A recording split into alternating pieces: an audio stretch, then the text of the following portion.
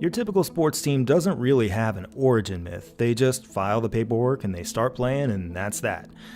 The Minnesota Vikings, meanwhile, offer us two.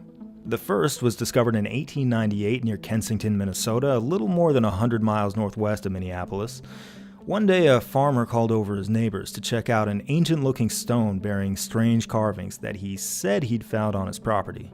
A professor from the University of Minnesota identified it as a suspicious mashup of similar languages from separate eras, and although his translation implied it was left there by Swedish and Norse explorers from many centuries ago, he saw that it was very obviously a fake, and said so to anybody who would listen.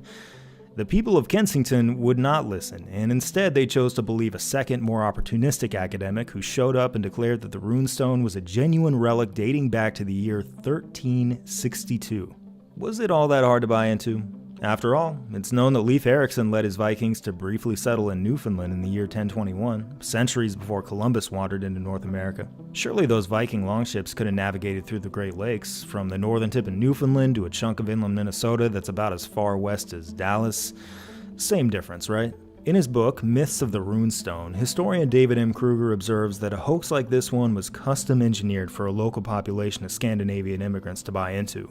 If their ancestors had arrived in Minnesota more than 500 years prior, it was a sign that they were quote-unquote supposed to be here, that it purged them of the guilt of occupying land that was stolen from Native Americans. We're not picking on Minnesota here because this is a much more broadly American phenomenon. To take one example of many, one fringe theory claims that the bodies of Cleopatra and Alexander the Great are buried in Illinois somewhere. This one seems downright plausible in comparison. And as late as the 1960s, when the NFL's Minnesota Vikings began play, a poll suggested that the majority of Minnesotans still bought into it. The supposed artifact is still publicly viewable today, and its official website maintains that the team owes its name to the Kensington runestone. Today, this legend manifests in many ways, the most outrageous of which is the signature artifact of the Minnesota Vikings, the Gjallarhorn. It's pretty goofy, which is what everybody likes about it. It's a big, huge horn that overlooks the field and is sounded by a special guest or Vikings legend before every game.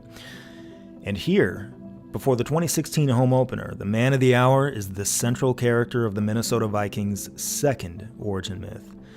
This story also concerns a horn, but it's a little bit more compelling, because it's true.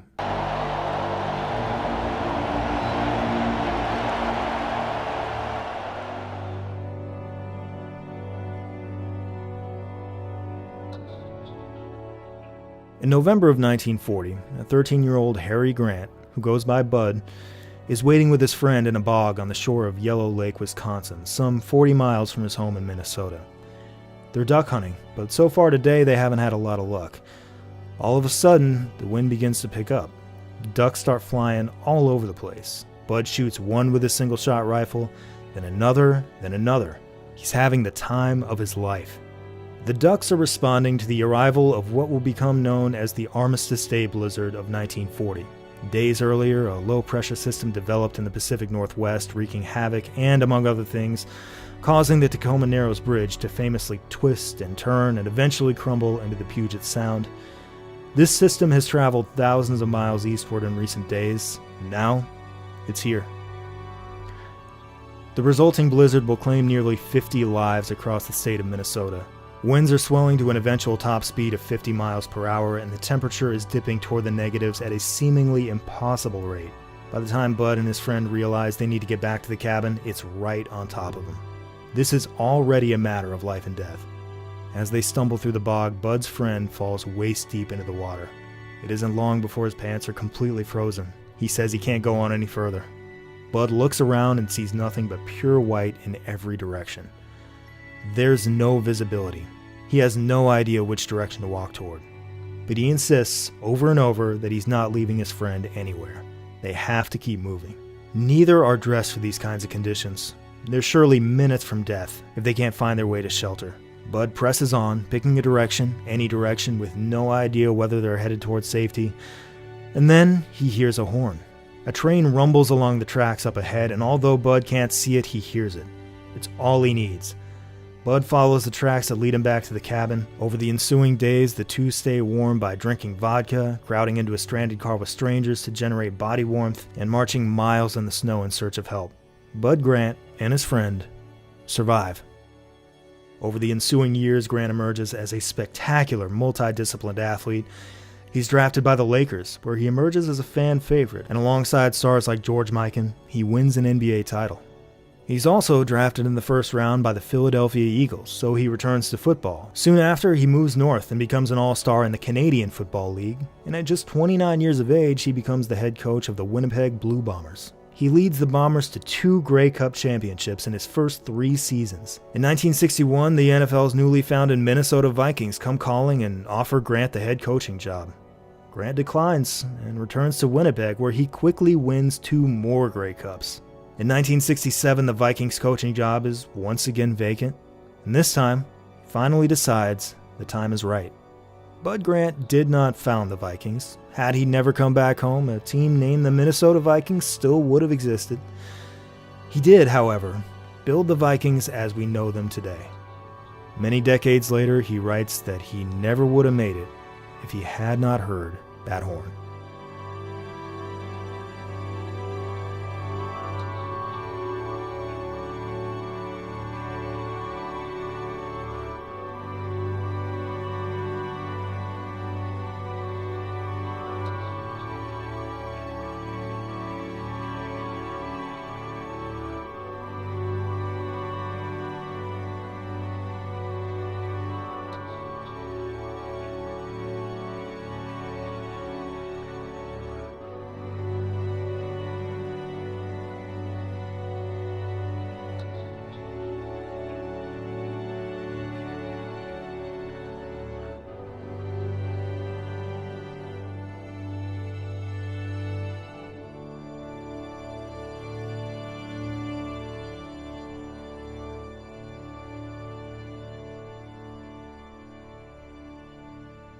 The NFL has existed since 1920, but it didn't really become what it is today until it started playing Super Bowls.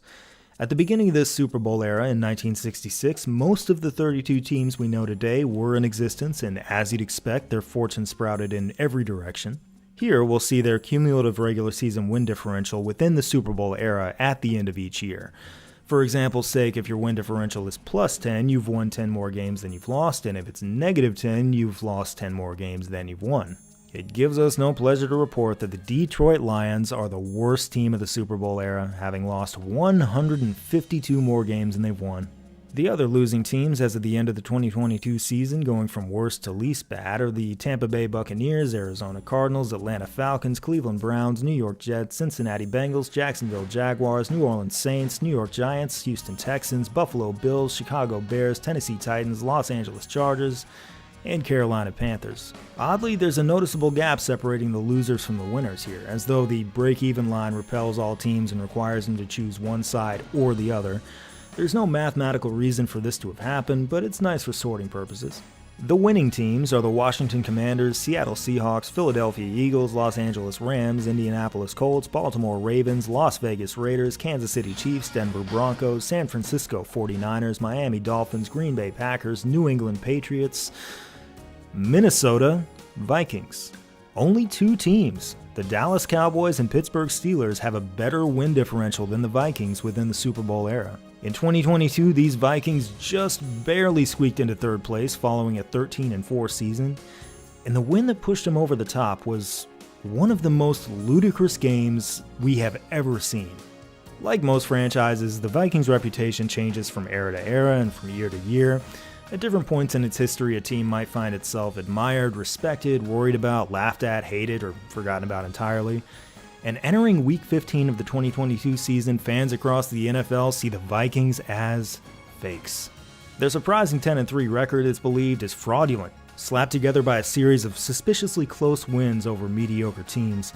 Whenever they faced a true NFC power in the form of the Cowboys or the Eagles, they've been totally blown out.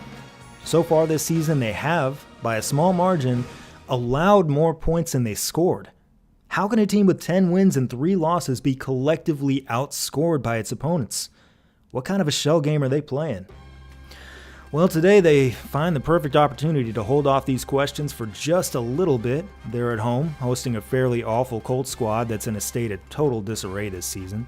This is a special Saturday afternoon time slot, and that means there won't be any other NFL games in progress, and they'll have all of America's undivided attention. Maybe they can finally pick up an easy, decisive win and cast the image of a team worth taking seriously.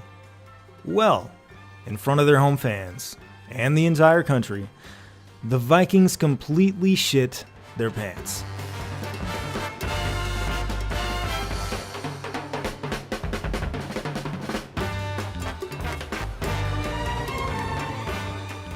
What used to be slander is now demonstrated as fact. This team's a joke.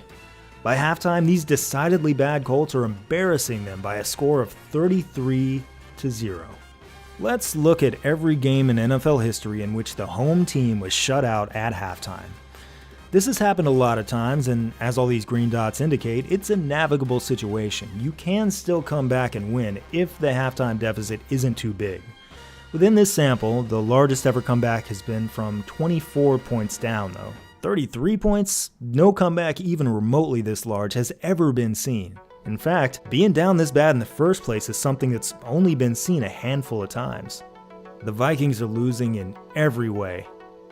They've even lost the room. As halftime strikes, the Vikings faithful, a fan base as passionate and loyal as any in the NFL, aggressively boos them into the locker room. Hard to blame him. As for what we know based on 103 years worth of prior NFL history, this game is over. The Vikings do get to start the second half with the ball, where the first steps of their 1,000-mile journey are 3 plays that combine to produce -8 yards. Punt. Exactly how they drew it up. Halves off to a rollicking start. Their next series, they are able to put together an 88-yard drive that ends with a short touchdown that at least gets them on the board. The Colts respond with a long field goal that bumps their lead to 29, but the Vikings have found their footing offensively and march 75 yards to punch in another touchdown with a minute and change left in the third. When Minnesota's defense forces a 3-and-out, they're able to quickly get the ball back, giving them a chance to tack on a third TD when Colts corner Stephon Gilmore bites hard on an inside move just 2 minutes into the fourth quarter. That's a fun and cute scoring onslaught, but their hole was so deep they're still in terrible shape, kicking off down 15 points. And they're in even worse shape after their next possession midway through the quarter when an ill-advised deep pass is easily intercepted. But Indy's continued inability to milk the clock gives the Vikes a glimmer of hope. Getting the ball back with 7 minutes left, it only takes about 90 seconds for them to cut through the Colts' Swiss cheese defense and set up a 1-yard touchdown pass to make it a 1-score game with plenty of time remaining. Indy finally is able to grind out some yardage, keep the clock running, and move the chains, and right when they're on the verge of delivering the knockout punch, they give the ball away. This time, however, Minnesota can't capitalize, and a turnover on downs deals a brutal blow to any thoughts of a miracle comeback, especially with the Colts getting ready to run a 4th and inches play, where, with the Vikings out of timeouts, a conversion will ice the game. But Indy's offensive line is unable to generate any push on a quarterback sneak, giving Minnesota a pulse. Needing to go 64 yards in 2.5 minutes, they don't exactly need that much time. Their first play is a quick screen that Colts safety Rodney McLeod could easily bring to an end after a gain of about 10 yards, but instead takes a horrible angle and gets caught flat-footed. Toss in another 1, 2, 3 missed tackles, and we're a 2-point conversion away from a tie game, which the Vikes do indeed bank to ultimately, against all odds, send the game to overtime. In the extra frame, the teams trade punts, making a tie a very strong possibility as Minnesota sits on the outskirts of field goal range with 20 seconds left. But they're able to move the ball 13 more yards, get an additional 5 thanks to a defensive penalty, and boot home the game-winning kick to complete the record-breaking comeback. And the kick is good. It's a winner.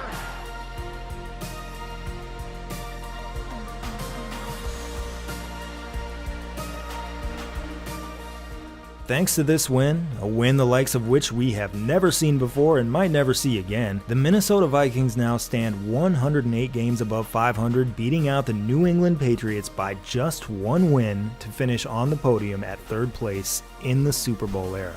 That's no small feat considering the Patriots had spent nearly the entire 21st century building the greatest NFL dynasty ever seen.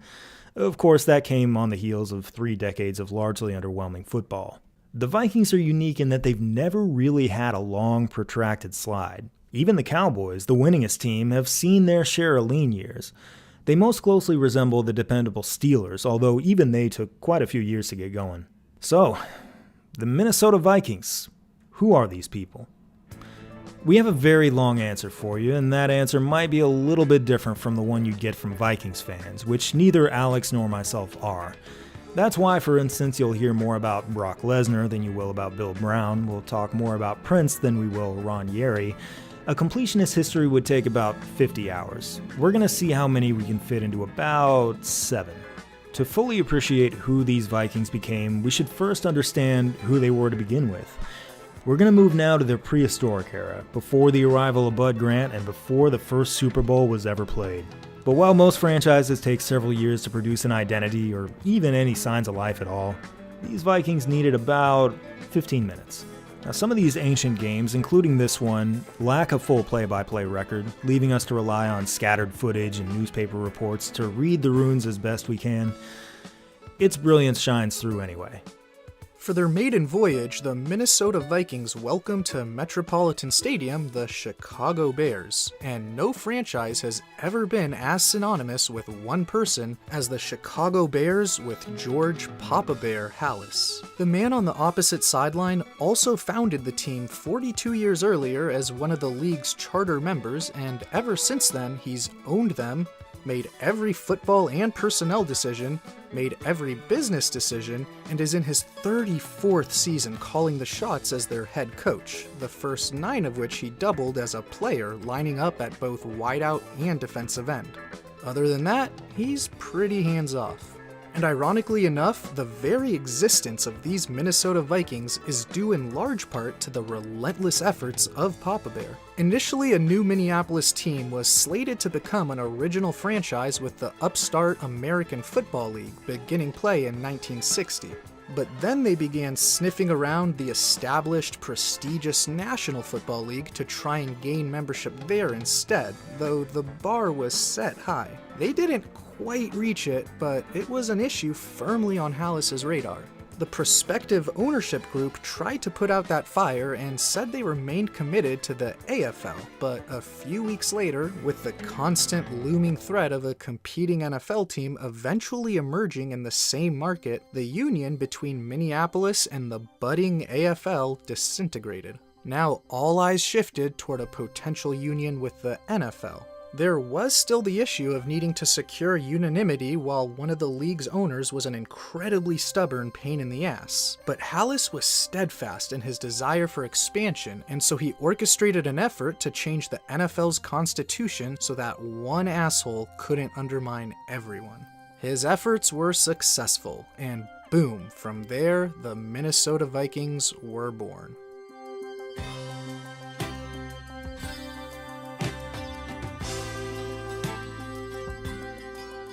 And Halas's Bears are now set to compete against that which he helped bring to life in their first game. It doesn't take very long until he perhaps wishes he hadn't.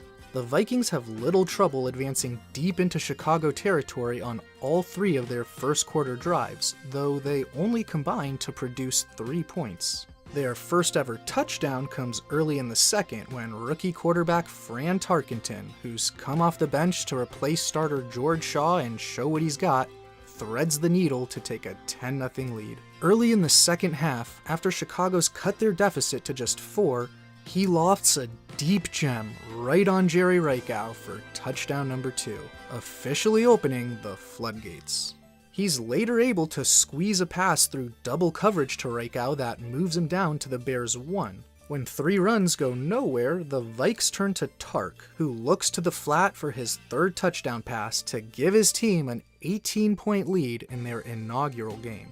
Tarkenton will also first introduce to the people of Minnesota his penchant for scrambling behind the line of scrimmage to buy time and find an open receiver, and he'll show his legs can be used on designed runs too as he plunges into the end zone. Desperate to get something going near the end of the game, the Bears are picked off by Minnesota's Jack Morris, giving another chance for Fran to continue his incredible debut and flash some more sizzle for the crowd. Some more scrambling produces yet another big play downfield, and on another 4th down near the goal line, Tarkenton takes matters into his own hands, unleashing a bullet to the back of the end zone to give the Vikings a stunning 31-point lead. Chicago will tack on a garbage time touchdown, but that's just lipstick on a pig. This annihilation stings Papa Bear bad. All his hard work to grant the Minneapolis region an NFL team, and this is the thanks he gets? The biggest humiliation of his career. The guy did not want to be this helpful. Comparisons between the Minnesota Vikings and the actual historical Norse Vikings tend to be pretty tortured and obnoxious, but there are a few occasions where we just won't be able to help ourselves. This is one of those. The most feared Viking warriors were known as berserkers. The story goes that berserker translates to bear shirt, alluding to the warriors' practice of wearing the skins of bears they slaughtered. That might be ahistorical, but listen, myth is going to be a very important word going forward. Anyway, it does add up. Although the Bears were arguably the most prestigious team of the old NFL, the Vikings have completely transcended them in the modern era. Entering the 2023 season, the difference is greater than it's ever been. This would have been unthinkable to Chicago if their reaction to being blown out in this game is any indication, with their dignified elder statesman delivering what has to be the shortest post-game speech in NFL history. Language, George. The biggest reason why the Vikings didn't just win, but blew the Bears out of the water was because of the precocious play of their 21-year-old rookie with a unique style and approach to playing the position.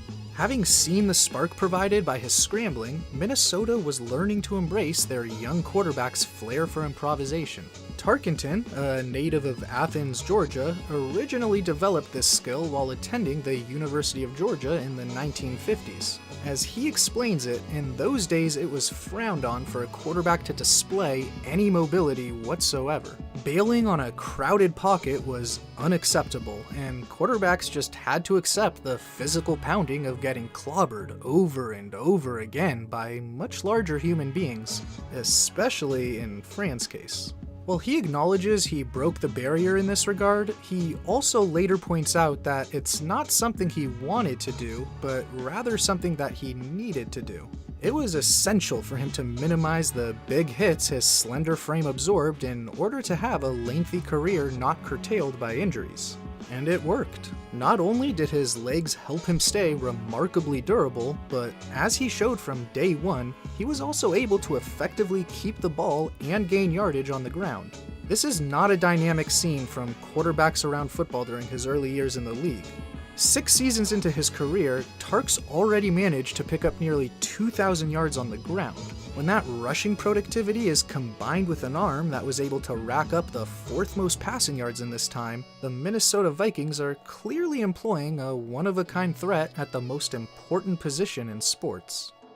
Tarkenton's scrambling allowed him to accomplish 4 things. As Alex said, it allowed him to escape mortal danger, and it allowed him to pick up yards on the ground. In this play against the Rams in 1963, Tarkenton demonstrates the other 2. His pocket has collapsed, and the Rams' Deacon Jones and Merlin Olsen, both future Hall of Famers, are right on top of him. Most quarterbacks at this point in history would either go down with a ship or hurry a throw and risk an interception. Instead, Tarkenton makes him work for it. Defensive ends around the league, who are often about 80 pounds heavier than Tarkenton, hate him for this. In fact, decades later, Olsen will say that little wimp would run around out there for hours and hours and hours, and we had to chase him wherever he went. I'm willing to bet this is the exact play Olsen was thinking of. Guys like him simply aren't conditioned for long chases like this one. When he makes them do this all afternoon, the fatigue really adds up. He wears them out. And here's the 4th accomplishment. Tarkenton can keep him guessing by looking like he's about to tuck and run one moment and then clutch and look downfield for an open receiver the next. Deacon Jones is one of the few who are athletic enough to keep after him here. You would assume Jones forces the issue at this point, but Tarkenton's greedy. He just needs to buy 2 more seconds, and he gets them with a Looney Tunes series of zigs and zags, sending Jones spinning out. Finally, after about 12 seconds, he likes what he sees. He stops, plants his back foot, and launches a 50-yard bomb that goes for 6. Tarkenton needed all 12 of those seconds to make that happen. That stunning franchise opening win isn't diminished at all by the games and years that follow.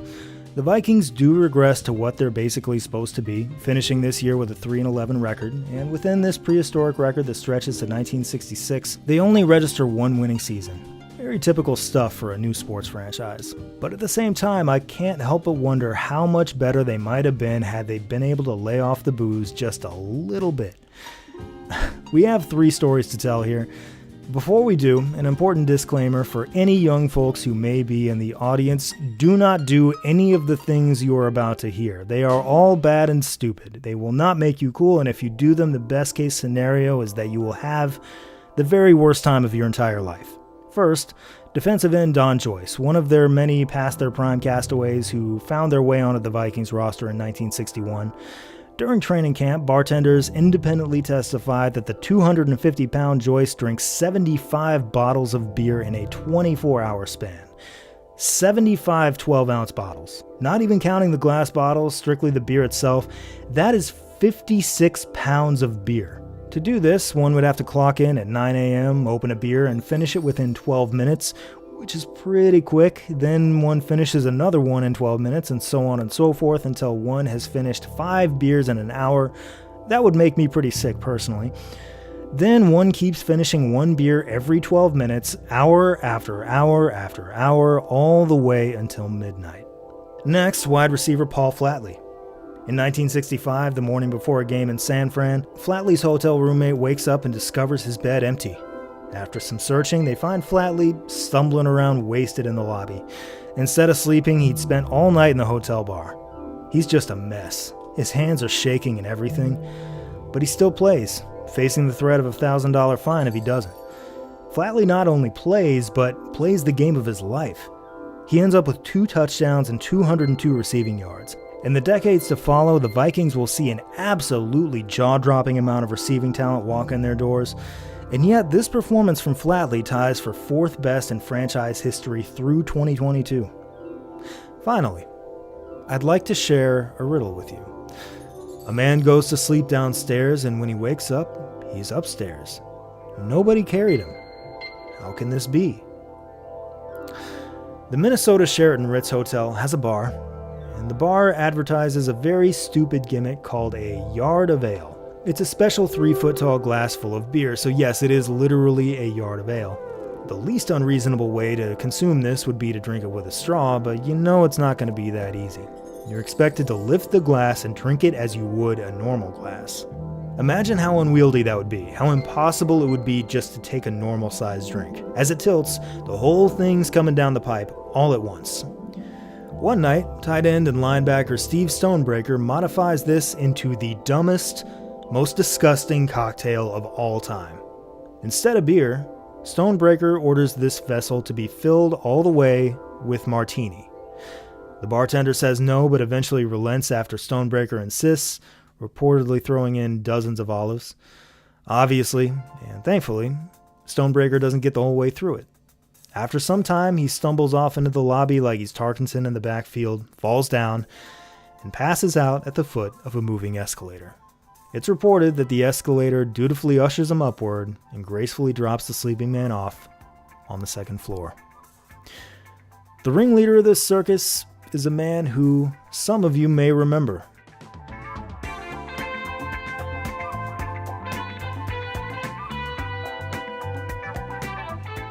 Norm Van Brocklin, nicknamed the Dutchman, will later go on to be a mercurial and largely ineffective head coach for the Atlanta Falcons. For now, he's a mercurial and largely ineffective head coach for the Minnesota Vikings. When he takes the job in January of 1961, he's only weeks removed from winning the NFL championship as a quarterback with the Eagles. He retired as one of the greatest quarterbacks of all time, one who once threw for 554 yards in a single game, a record that still stands 71 years later. Oddly though, not an ounce of his poise in the pocket is carried over into his new profession. One story in particular perfectly captures Van Brocklin's coaching tenure. It was recalled by Jim Klobuchar, the iconic Minnesota sports writer who served as a source of many of these wild stories from the early days. He knew and understood this team to an intimate degree that's never really seen in sports writing today, often getting scoops on the craziest stories, whether in a hotel lobby or stranded in a blizzard, not because he had an impressive network of sources, but because he himself was actually there. And since you may be wondering, yep, Jim Klobuchar was in fact the father of future senator and presidential candidate Amy Klobuchar.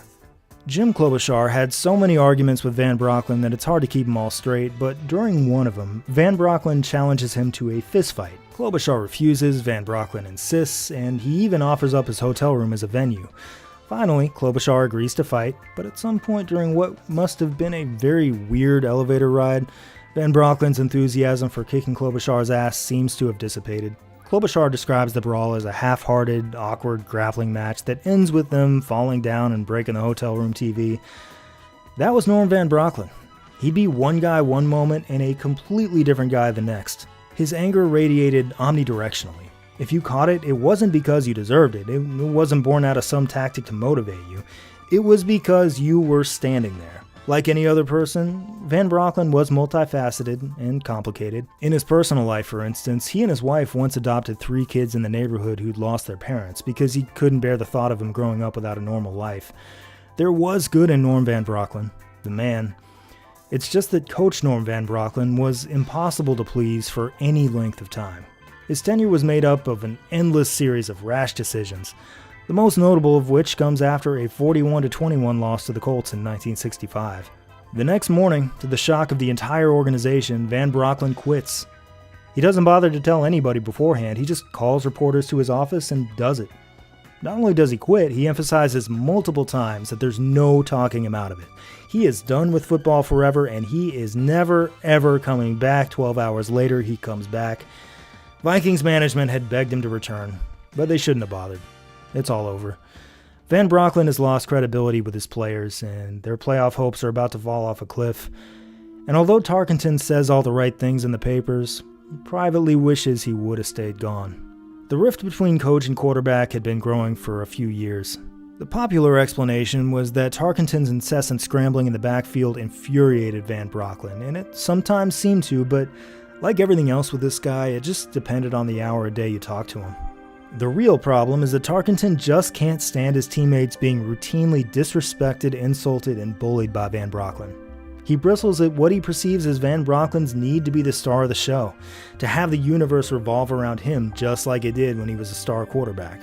Remarkably, Tarkenton, the much younger man, has displayed far more maturity than Van Brocklin ever has.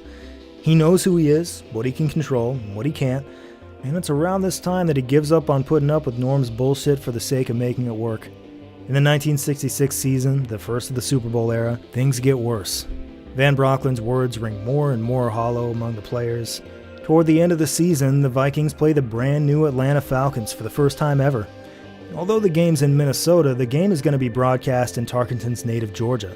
It's a big deal for him. Van Brocklin decides to bench his franchise quarterback in favor of Bob Berry, who's never started an NFL game. In rough weather, Berry struggles throughout, throwing 5 interceptions as the Vikings lose by just 1 touchdown. On the other side, Falcons players can't believe it. They were sure Van Brocklin would send in Tarkenton late, since the game was still winnable, but he never showed up except to hold the ball on extra points and field goals. One Falcons player goes so far as to rip Van Brocklin for his stubbornness. And while Tarkenton once again remains diplomatic and professional in the moment, he later describes it as a power play, a message that this was the Dutchman's show. And that is how Van Brocklin blew it. The greatest quarterback of the 1960s and 70s fell into his lap and began producing from day one. A revolutionary, a future Hall of Famer, a player who, as of 2023, still holds the Vikings record for most passing yards by a huge margin. All gone to waste because Van Brocklin was incapable of getting over himself. 2 months later, in the offseason, Tarkenton asked Van Brocklin to trade him. We should be used to this by now. All of a sudden, Van Brocklin values his quarterback again. In a 6-hour conversation, he tries to talk Tarkenton into sticking around, but it's no use. The situation has taken a chunk out of both of them. They're exhausted. A day after Tarkenton submits his trade request to the front office, Van Brocklin submits his resignation as head coach. Tarkenton could have rescinded the request after Van Brocklin left, but he didn't. Van Brocklin could have traded Tarkenton and moved on with a new quarterback like it seemed like he wanted to, but he didn't. When the confrontation finally happened, neither Tarkenton nor the Dutchman won. Neither even wanted to win. They just wanted it to be over. The greatest quarterback in Minnesota Vikings history is already gone. This marks the end of prehistory. Welcome to the beginning of the modern NFL. Everything resets to zero. All previous successes and failures of all 24 teams in existence are knocked off the board. Congratulations to the Green Bay Packers, winners of Super Bowl I. The Super Bowl era is now underway. This is the birth of the NFL as we know it now, and with it, we also see the beginnings of the Minnesota Vikings we now know them to be.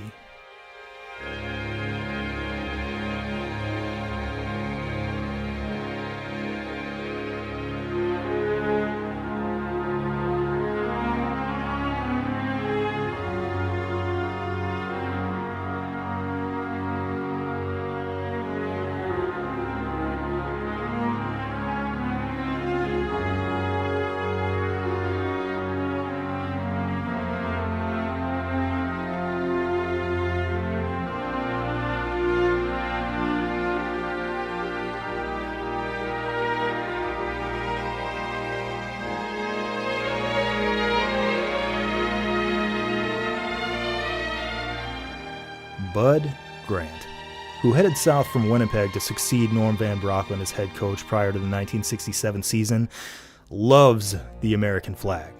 So much that he made his players practice lining up to face the flag for the national anthem, exactly like this, toes on the sideline and helmets tucked into their right arms. Grant himself is very patriotic, but he's not trying to force his ideology on anyone. He says it often. You don't have to love America, and if you think this is silly bullshit, that is fine. But it's what we're doing. In the wake of Van Brocklin's tenure, which was authoritarianism one moment and anarchy the next, there simply had to be some rules here, if only for the sake of having rules. His players do find a lot of this stuff really funny, but they buy into it, just as they buy into the other ostensibly trivial little things Grant institutes. They all jog onto the practice field at the same time, they all wear their socks the same way, etc. Countless football coaches have tried similar stuff and been laughed out of their own locker rooms, but not Bud Grant. This was a coach who earned respect without even needing to try.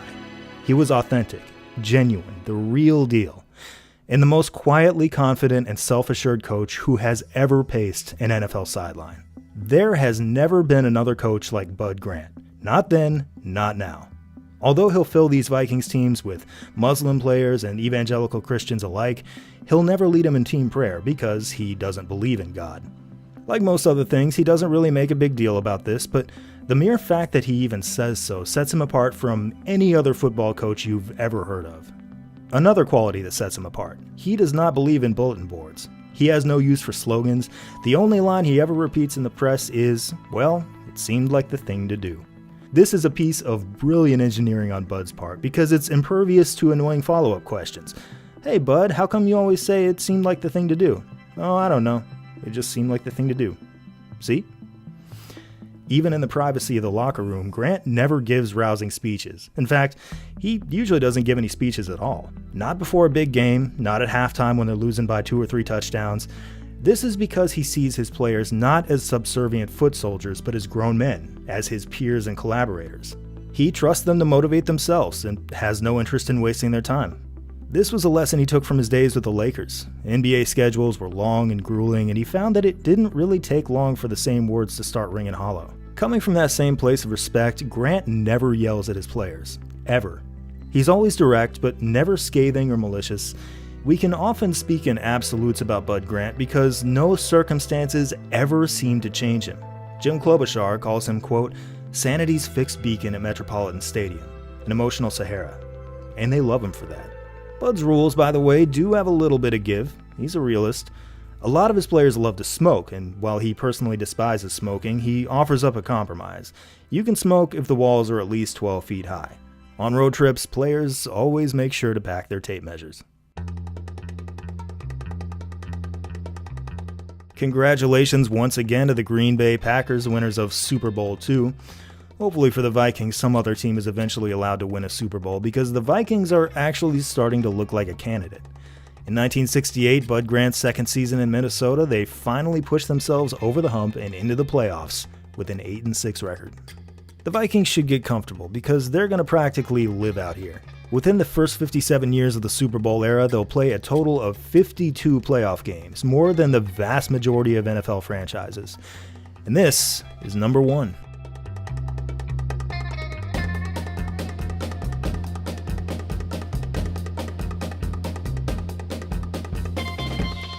And on play number 1 in Baltimore's muddy Memorial Stadium against the Colts, they break through and sack league MVP Earl Morrall for an 8-yard loss.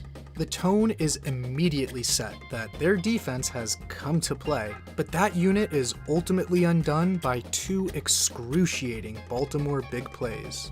One is this downfield bomb where Willie Richardson has negative separation but still somehow comes down with the ball to set up a short touchdown a couple plays later. The other is on a pass down the seam to tight end John Mackey that Vikes linebacker Roy Winston comes agonizingly close to picking off, only for Mackey to secure while staying upright despite both safeties converging on him and taking it all the way to pay dirt for the 14-0 Colts lead. Huge daggers when there were defenders who couldn't have been in better position. Then on 2nd and 8, the Colts decide to send half of Maryland after quarterback Joe Kapp. Kapp doesn't stand a chance. He's obliterated from every direction and coughs up the ball right into the waiting arms of linebacker Mike Curtis, who takes it the other way to blow the game wide open. Minnesota scores their first ever postseason touchdown late when everyone's covered in mud from head to toe. First on Kapp's 1-yard pass to Billy Martin with 8 minutes left, and then a 7-yarder to Bill Brown with just seconds left. It just was too little, too late, as the Vikings fall by 10. Congratulations to the New York Jets, winners of Super Bowl III. Now, what we have here is a 3-axis chart, right? The X-axis represents the year, and the Y represents the franchise's cumulative games above or below 500. This is a good time to talk about the Z. The Z-axis represents how long each franchise has been waiting for a Super Bowl win. The higher a team is, the more years it's waited. That's why, for instance, the Packers are down here while everybody else is up there. They just won it last season, so they've only been waiting for 1 year. Now, here we'll go ahead and allow ourselves to peek into the future for just a moment, so we can see just how long a team can be made to wait. The Jets just won the big one, of course, but now the clock starts over. They're gonna have to wait 1, 2, 3, 4, 5 years, and then they'll keep on waiting through the 70s, and then, well, listen, Jets fans, I'm talking to you from far, far into the future, and my advice to you is that you make sure to really, really, really enjoy this one, all right? Really enjoy it. Now, on to the 1969 season. Let's see how the Vikings are doing. Holy smokes, 12-2. Best record in the NFL. Welcome to the Bud Grant experience. As any fan of good defense knows, everything starts up front, and boy are the 69 Vikes blessed with an embarrassment of riches along their defensive line. Nicknamed the Purple People Eaters, they relentlessly harass opposing quarterbacks off the edge. One of their starting ends is speedster Jim Marshall, for whom they traded just a few days before their 1961 franchise debut after a bout with encephalitis through his status with the Browns in limbo. There was no longer room in Cleveland for him at his natural position, and after an unsuccessful attempt to convert him to offense, the Vikings were the beneficiaries of the Browns' blunder. Marshall entered their starting lineup from day one, wreaking havoc all game in that blowout win over Chicago, and for the next 19 years, the Minnesota Vikings will never play a single game without Marshall in their starting lineup, making life miserable for left tackles. The end opposite Marshall, the man who makes life miserable for right tackles, is Carl Eller. Lucky that he was still on the board, the Vikings chose the local product out of Minnesota 6th overall in the 1964 draft, and even Papa Bear knew immediately the headaches pairing another star defensive end with Marshall would cause. And now, in 1969, the future Hall of Famer is right in the heart of his prime. With those two screaming upfield off the edge, if quarterbacks dare seek asylum by stepping up in the pocket, well, that would just mean being engulfed by Alan Page, a devastating interior disruptor who will also go on to make the Hall of Fame, which for him as a Canton native carries extra significance. To say nothing of the fact that, remarkably enough, he actually helped physically build the dang thing.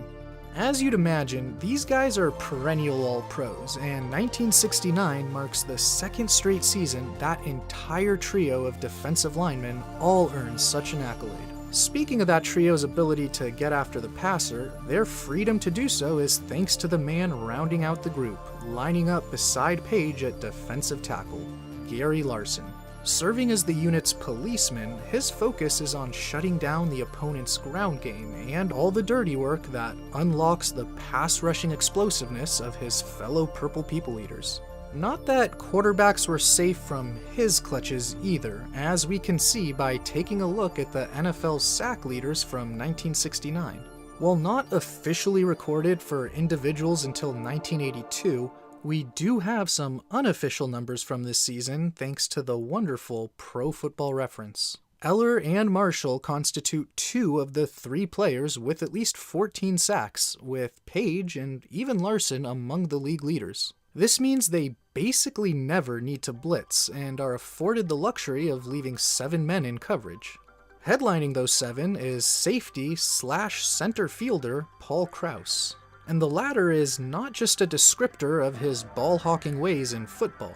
In college at Iowa, it was literally the position he played on the baseball team as a big league caliber player who once threw 4 guys out at home in a single game. He played both ways for their football team, on offense leading the Big Ten in touchdown receptions. Even in the pros, he once hung around after practice to catch some passes, and after breezing through some easy tosses, the quarterbacks actually tried to have him drop their passes. He was simply unable. As a high school basketball player, he set a county record with 54 points in a game and was an All-American in track. There was nothing Krause didn't excel at. And oh yeah, as for his day job, he led the league in interceptions as a rookie and notched 28 total through just 4 career seasons in Washington. Then Minnesota swung a deal for him the prior year in '68, with the man himself probably the last to know about it before embarking on a dozen-year tenure in the Twin Cities that sees him eventually enshrined in the Hall of Fame as, to this day, the league's all-time career interceptions leader. By the time the 1969 regular season wrapped up, the numbers show this was a defense that eviscerated all challengers, especially following the opener. After allowing 24 points in a 1-point loss to old friend Fran Tarkenton and the New York Giants, the Vikings didn't allow more than even 14 points the rest of the way. They also had 6 of the season's 16 best games in terms of yards allowed per play. You just couldn't move the ball on them. They remain one of only 2 teams in the Super Bowl era to ever allow as few as 9.5 points per game, and we can see this year they didn't even have a peer. Bud Grant's defense was in a league of its own, and the other side of the ball wasn't exactly chopped liver either. They managed to combine that impenetrable defense with an offense that led the league in scoring. Entering the '69 postseason, this is looking to be an indestructible football juggernaut. But in their first ever home playoff game, the Vikings find themselves down 10 at halftime after they've already allowed 17 points to a sharp Rams offense behind a couple passing touchdowns from NFL MVP Roman Gabriel. In the second half, though, the team from Los Angeles finds the sledding in the freezing Minnesota winter much tougher. Even staying upright while dropping back to pass becomes a struggle. Meanwhile, Joe Cap and the Vikes offense begin to heat up as he and star wideout Gene Washington connect on a deep 41-yard shot to set up a touchdown that pulls them within 3. The Rams' field goal early in the fourth quarter pushes their lead to 6 before Cap's able to immediately lead his team downfield with his arm. His legs move him just outside the goal line, where they then finish off the job, launching Minnesota in front by reaching a gear that even he doesn't realize he possesses. Down by just 1 with 8 minutes left, the Rams are very much alive, but Carl Eller smells blood. On the very first play in which the Vikes hold the lead, Eller extends it by soundly beating outstanding tackle Bob Brown, then eluding his blatant, futile attempt to tackle him, then dropping Gabriel for a safety. Still only needing a field goal to force overtime, the Rams are threatening to get at least that much as they march into Viking territory with less than a minute to go in regulation. That's when Alan Page has had just about enough, recognizes exactly what's coming, and steps into the passing window to intercept the ball and clinch the first playoff win in Minnesota Vikings history. The day after the Vikings' historic win, their first playoff win in the history of the franchise, the Browns and Cowboys play to determine Minnesota's next opponent. Bud Grant catches bits and pieces of it on TV, but he has better things to do. He spends most of the game shoveling his driveway. And you know why? Because it's his day off, that's why. Bud has a very strong work ethic, but once it's time to stop working, it is time to stop working. He clocks out every day before dinner time so he can go home to his wife and kids. He starts training camp as late as possible because training camp is boring. Again, this man is unlike any other football coach you have ever heard of. Anyway, I wonder whether this afternoon in the Grant family driveway is the moment he experiences his epiphany.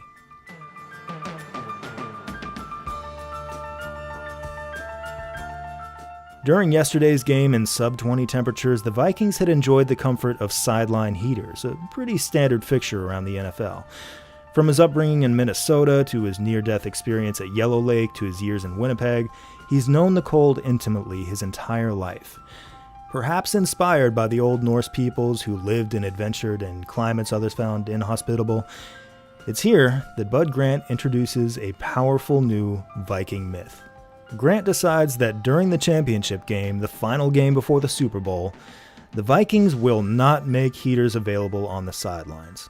As the home team, they'll serve as accommodating hosts and allow the Browns to do so, but the Vikings themselves will be content to freeze their asses off in 8-degree temperatures. No long johns, no hand warmers, short sleeves. In the years to come, he expounds upon this idea. It's a tactic of intimidation, sure, but it's also a means of keeping his players invested. Instead of huddling around the heaters and taking themselves away from the game, they'll be standing at the sideline and watching it. This might sound like a silly gimmick, but the thing about Bud Grant's ideas is that they tend to work. The next Sunday at Metropolitan Stadium, which Vikings fans affectionately call the Met, the referees find out that it's literally too cold for their whistles, which won't stop freezing up. It's too cold for the computerized scoreboard system, which has decided to stop working. I mean, hell, given all the second half footage we're missing, it might have been too cold for cameras. In these conditions, the Vikings completely run over the Browns in a 27-7 win that was never in any doubt. As expected, the Purple People Eaters punished Cleveland all day, but this was the game in which America got to know how special and how unusual Minnesota's quarterback really was. Joe Cap, perhaps the NFL's first great Mexican-American player, took over as the Vikings starting quarterback in 1967 after Bud Grant orchestrated a very weird CFL-NFL trade to bring him south of the border. It was in the CFL that Cap earned the nickname El Cid. Have you ever seen the movie El Cid? No? Have you seen the movie Weekend at Bernie's? Great, you're halfway there. The medieval Spanish knight El Cid, played by Charlton Heston, is mortally wounded in battle. His dying wish is to ride with his army in the next day's battle, but he's dead, so they make this happen for him by cobbling together this contraption that's going to allow his dead body to sit completely upright on the horse. They keep his eyes open and everything, looking good, my man. The opposing army, who was certain they'd killed him, is stricken with horror upon seeing him on his horse and decisively routed. Hey guys, Guys, I think somebody should probably go get him. Anyway, that's why Joe Cap's teammates called him El Cid. Without fail, he would always lead his team into battle, despite regularly suffering every type of injury you can think of. He'd just strap himself back together and make it work. Cap played quarterback like a total weirdo. The consensus was that at his best, he could do it all right, while also looking like he was doing it all wrong. He could pass effectively, but his throws often wobbled like wounded ducks. He'd sometimes just make shit up, stuff other quarterbacks never did, like this hilarious chest pass against Baltimore. But it landed in the receiver's hands. That was always the funniest part. It worked. In today's game against the Browns, though, Cap demonstrated his signature quality. Like Tarkenton before him, Cap loved to scramble, but while Tarkenton did so out of self-preservation, Cap ran as though he didn't believe in the concept of the self to begin with. Here in the third quarter, he cuts loose and finds Pro Bowler Big Jim Houston in his way. Quarterbacks who are not Joe Cap would either cut to the sideline, slide, or at least protect himself somehow. Cap throws his body right into Houston so hard that the much larger defender is knocked out cold. It wasn't malicious, it was just the only way Cap knew how to do it. That was these Vikings, in fact. Bud Grant and his squad weren't actually bloodthirsty berserkers. They were just the unbreakable people of the North. And on this Sunday, they began to embrace their ability to dominate in the cold as a superpower. It's a superpower that they will have to abandon immediately.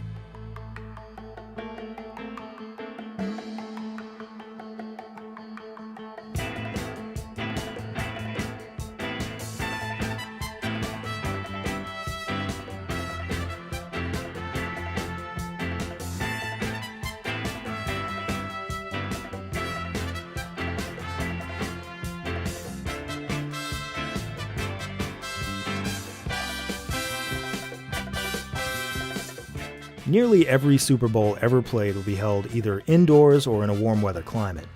The Vikings, having just punched their ticket to Super Bowl IV, are headed to New Orleans, where they'll encounter the AFL champion Kansas City Chiefs. Despite coming out of the cold, the Vikings command plenty of fear and respect from all over the country. Vegas makes them a 13-point favorite over Kansas City, which speaks not only to Minnesota's performance this season, but to the perception that the NFL is inherently superior to the AFL. Despite the fact that the two are about to fully merge into a single entity, there's plenty of bad blood between these two. The AFL actually managed to sucker punch the NFL in last year's Super Bowl, with the Jets coming out of nowhere. And with this being the last ever official clash between the two leagues, those in the NFL are determined to see the Vikings put the junior AFL in their place once and for all. Grant knows the entire legacy of the old NFL rests on their shoulders. Despite the Vikings entering as enormous favorites, they come out relatively flat. Shortly into the second quarter, they've punted to cap each of their two possessions while allowing Jan Stenerud field goals on each of Kansas City's first two. On their third series, Joe Cap's able to connect with John Henderson for 16 yards, only for Henderson to fumble the ball away. Minnesota's defense limits the damage, however, as 2 plays later, Chiefs quarterback Len Dawson goes for it all on a shot to top wideout Otis Taylor, but the Vikes have him perfectly bracketed and Paul Krause comes away with the pick. After yet another Minnesota punt and Stenerud field goal, the 2-score favorites find themselves down 2 scores. And the avalanche snowballs on the ensuing kickoff when they flub the return and watch Kansas City jump on the live ball to steal a possession that they'll start in the red zone. Dawson leads them down to the 5, where on 3rd and goal, Chiefs coach Hank Stram calls an inside trap play they haven't even practiced all postseason. 65 toss power trap to be specific. Alan Page gets caught cheating a bit to the outside, allowing pulling guard Mo Mormon to easily take him out of the play. That clears a cavernous hole for running back Mike Garrett to scoot in the end zone as the Vikings fall behind 16-zip at the half. The Vikings open the second half with a defensive stop, then Cap crisply marches Minnesota down the field to set up Dave Osborne's 4-yard off-tackle run that sneaks across the goal line to breathe life into his team with 20 minutes remaining. But on the very next drive, Otis Taylor sucks that life out real quick. He takes a short pass from Dawson, is able to break the tackle attempt of Vikings cornerback Ursel McBee, who's limited by a pinched nerve in his shoulder, and sprints up the sideline with safety Carl Kasulki the only impediment between Taylor and a back-breaking touchdown. Kasulki throws himself at Taylor in a desperate effort to prevent it, but he's ultimately just a speed bump as the Chiefs take the commanding 23-7 lead near the end of the third quarter.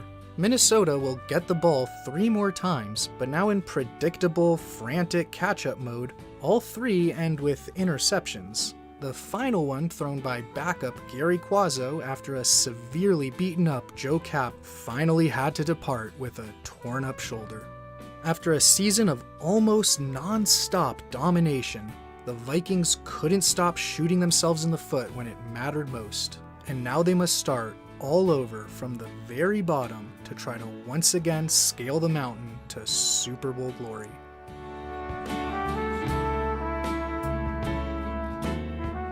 Congratulations to the Kansas City Chiefs, winners of Super Bowl IV. This is their first Super Bowl win.